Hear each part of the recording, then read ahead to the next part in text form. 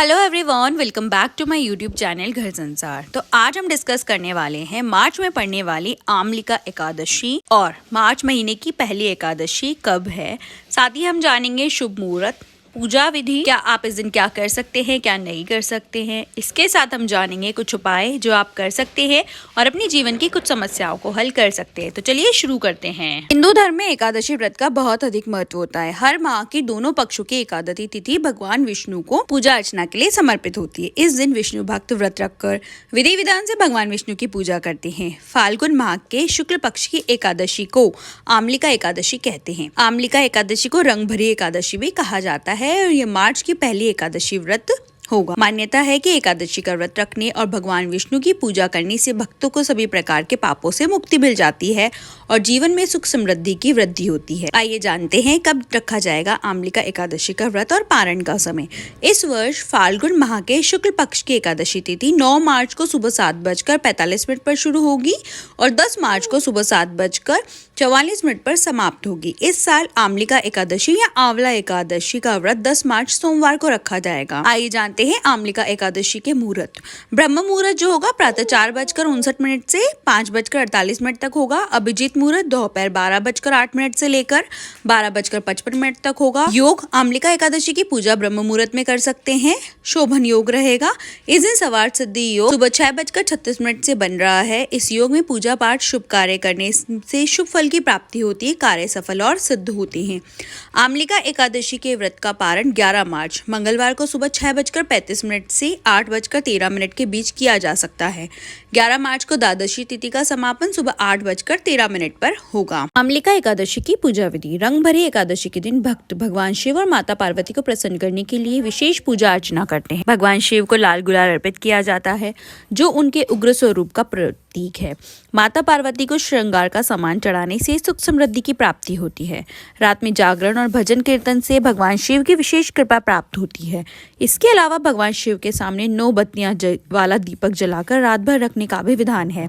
ऐसा माना जाता है इससे घर में सुख शांति और समृद्धि आती है। आमलिका एकादशी के दिन सुबह स्नान करें और व्रत का संकल्प लें। इसके बाद पीले रंग के वस्त्र धारण करें और घर में गंगा जल का छिड़काव करें। अब पूजा के लिए सभी सामग्रियों को एकत्रित कर लें। सबसे पहले एक साफ चौकी पर भगवान विष्णु की प्रतिमा स्थापित करें। प्रभु को वस्त्र अर्पित करें। भगवान को पीले रंग के फूलों की माला और चंदन लगाएं। पूजा में तुलसी के पत्ते श्री हरि को अर्पित करें। दीपक जला लें। आमलिका एकादशी की कथा पढ़ें, भगवान विष्णु की आरती करें और इस दिन आंवले के पेड़ की पूजा भी करें। ये जानते हैं एकादशी व्रत के उपाय। आमलिका एकादशी के दिन आंवले का पेड़ लगाना अति शुभ माना जाता है।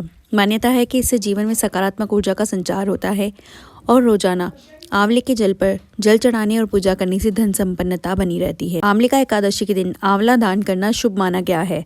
इस दिन किसी मंदिर या जरूरतमंद को आंवला दान कर सकते हैं। कहा जाता है ऐसा करने से ग्रह दोषों से मुक्ति मिलती है। आमलिका एकादशी के दिन विष्णु जी की पूजा करना चाहिए और आंवले के पेड़ की जड़ में कच्चा दूध, फूल, अक्षत, रोली इत्यादि अर्पित करना चाहिए। साथ ही आंवले के पेड़ की 7 बार परिक्रमा करनी चाहिए। मान्यता है ऐसा करने से वैवाहिक जीवन में सुख शांति बनी रहती है और रिश्तों में प्रेम बढ़ता है।